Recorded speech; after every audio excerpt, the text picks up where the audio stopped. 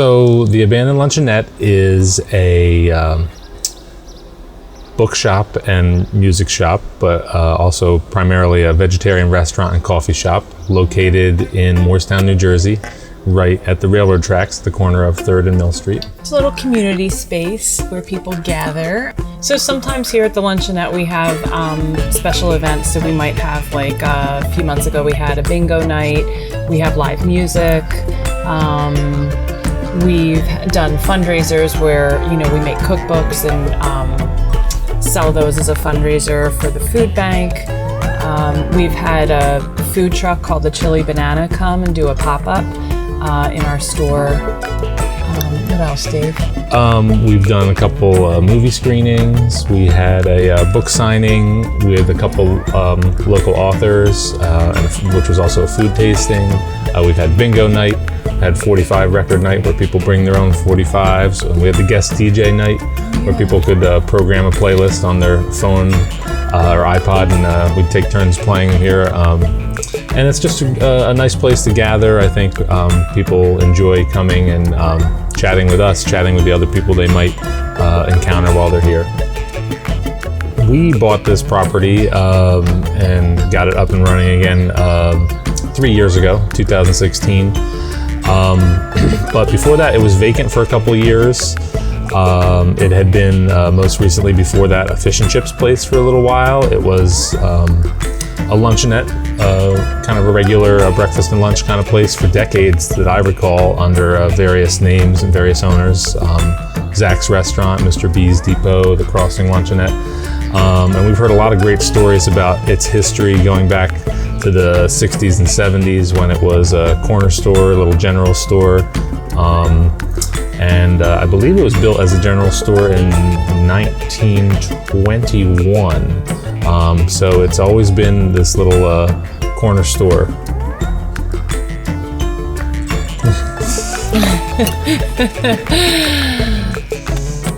As Dave said, this building had been abandoned for a few years. It was for sale and bank owned, vacant.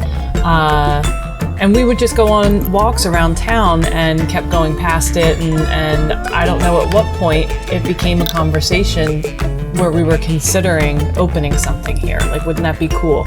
Wouldn't it be cool if there were better places on Main Street to whatever, if it was like the kind of food we would want to eat, or bookstore, music store, nice community hub, where there's things that, like a place that we wanted already for there to be in town. I guess we just started to kind of think, this is the place that we will make in this town. You know? Yeah, we live 3 blocks away, so this is in our neighborhood, and it's the kind of place that if we weren't the proprietors, we would probably be here every chance we had as customers. Yeah, it was really kind of on a whim, walking Not by. like an impulse. But we kind of said, you know what? I wonder how much they're asking for that place. You know, the fact that it's a few blocks off Main Street, you know, it's so tiny, so a little bit out of the way, you know, those factors made it affordable for us. So we took a little bit of a chance. Yeah. And for probably a couple of years prior to that, we were having like yard sales where Dave would sell a lot of vinyl and CDs, and that was pretty good. Like, that was going pretty well. That was a fun, you know, little side business hobby. And then we thought, well, if we were just doing nothing else but selling records and CDs in here every weekend, like, that could be good in and of itself. But then it quickly evolved into the restaurant and coffee shop idea, which I think is good because that's probably what most people are excited about. But they do like that there's a lot of cool things to look at and maybe even buy when they're here, along with grabbing a bite to eat or a cup of coffee. Yeah. And at the same time, while you're having the yard sales, or we were having the yard sales and you were selling the records, like, I also just like, I love cooking, and I love getting stuff from the farms and kind of having to deal with and figure out what you're going to make from the stuff that's growing in that moment in the season. So my full-time job, when we're we're not here at the Luncheonette, I work as a school counselor in Lindenwold Middle and High School. So that's 10 months of the year. I don't work there in the summer. And I'm a 4th grade teacher at Kirby's Mill Elementary School in Medford, New Jersey. So that's why we're usually only open 1 day a week, and with some expanded hours in the summer and occasional pop-up hours. So we have a friendly relationship dynamic with our vendors. So starting with the farms where we get our vegetables, especially Fernbrook, we've been going there for years, and we know the one farmer who heads up the community supported agriculture program there. We go there during the growing season every week. It's a working, friendly relationship. And then there's a number of companies that, like Soom, we get the tahini and the date syrup from, and then who else? Mostly Philly Fair Trade. Yeah, mostly local. Soom is based in Philadelphia. Philly Fair Trade Coffee, obviously, in Philadelphia. Wise Ape Tea Company in Marlton. You mentioned Fernbrook Farms in Chesterfield, New Jersey, but also Robson's Farm, Cheyenne's, Darmo in Morristown. Yeah. Pee-wee's, who we get our ice cream from. That's like a new relationship that we've just formed, and we're collaborating with them on some projects. So I don't know, good, great companies that we get our stuff from. All of whom we've met face to face, and we either see regularly, or at least we've had personal contact with them at some point in the past. You're asking what positive impact the Abandoned Luncheonette has on the community. It's something we observe, but I think it's definitely just like the feedback that we get about how happy people are to come here and how comfortable they feel.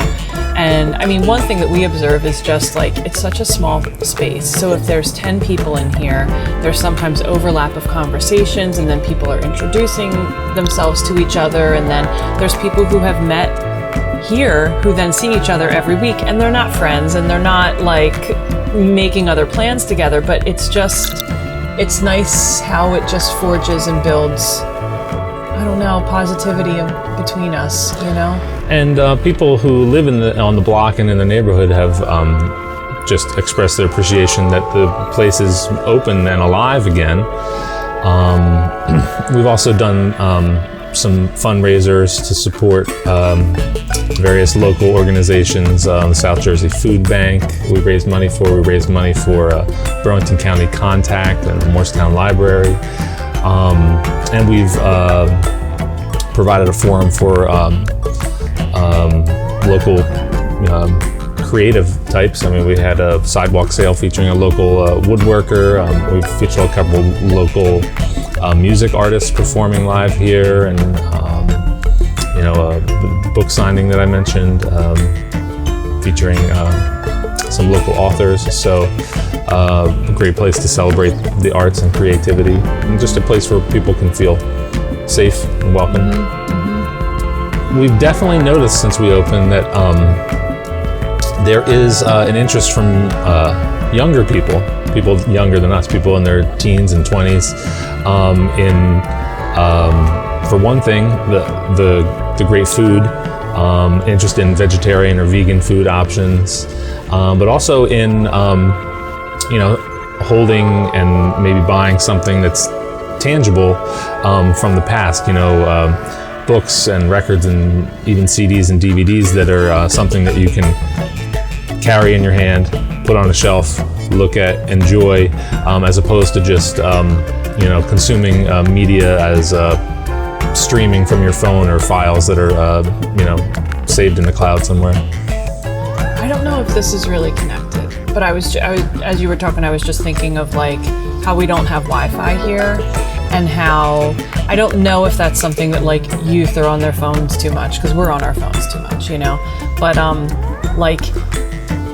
not to say like it forces people, but it encourages people then to not be hooked up to their Wi-Fi, just busying themselves here, that they're interacting and having conversations, or just sitting and interacting with like themselves and their experience with their food, or with, shopping for things. And really, we don't have room for a few people to kind of set up their offices with laptops and things here. Right. But, it was just, it was a decision you mostly had that thought. And it was a good decision to not get that service. Yeah. So we have two boys, Stanley and Bruce. They're 10 and 12 years old. And we think this is probably the kind of place where if we didn't own it, that they would be here all the time, buying comics or buying cookies or CDs or whatever. But since we own it, they're like, I don't know that they're... It can't be as cool as we think it is, because they can't think it's as cool as we do, because we are their parents, and we are the proprietors. I think if other people owned it, they would think, oh, that's the coolest place. That's like our favorite place in town. But since it's ours, it's like, They do occasionally help out and work here, like help, sort of. They love most of the food, Yeah.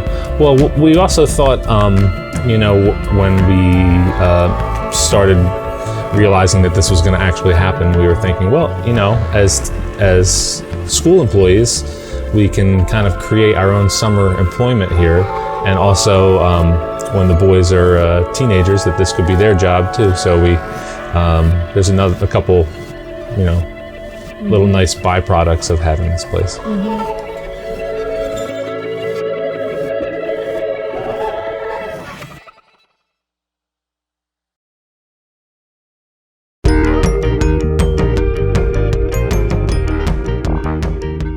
We've heard a lot of good stories about this place. Yeah. One of the favorite stories we heard was from a guy whose mom owned the place, I think in the 60s and 70s, and the guys on the train that comes by here really liked her soups, so they would want to stop in and get soup to go, except the train doesn't stop here. It's not a train stop. So what they would do is they would actually separate the train cars so that automobile traffic could get through on Mill Street.